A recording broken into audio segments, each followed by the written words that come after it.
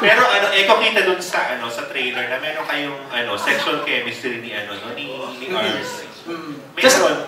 Meron sexual chemistry. That's for the yung character namin dalawa, yun yung pinaka dapat namin gawin. The first day namin sa island, sa Karamoan, we had to... Ay, ganda doon! Oh, sobrang ganda. So, hindi na siya masyadong mahirap for us because andyan yung set, andyan yung direct, of course, ang galing yung story, ang lahat.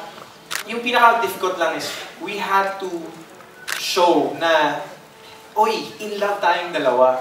Kumbaga, ako yung hermit dun sa Kabibe. Yung parang ganun kami hindi kami pwede maghiwala. Yung parang kailangan lumabas yung love namin sa isa't isa. And paano may papakita yun kung nasa ka, diba? So, yun. Parang siguro yung sa trailer, yung hubad. Kaya hinubad namin talaga yung mga hiya namin, ganun. And Mona was trusting enough to let me do my thing. And ako din naman, nagtiwala ako sa kanya upang haplusin niya ang aking katawan.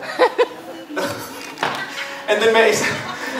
Tapos yung first day namin, naalala ko direct, diba yung talagang nag-make love kami? Hindi, dun sa may duyan. Marami ba yan, Eko? Madaming mga love scenes. Kasi parang, dalawa lang kayo sa isla, gagawin nyo, diba?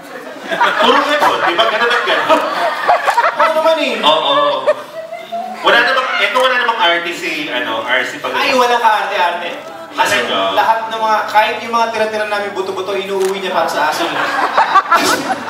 Ano ba? Kasi sa love scene, wala bang keme, walang Wala siya. Ako nga yung maraming keme. Takot ako dun sa flesh-colored na underwear. Pag nilalabas nila yan, parang, may love scene na naman. Tinapon mo talaga sa ilog. Ayoko yan!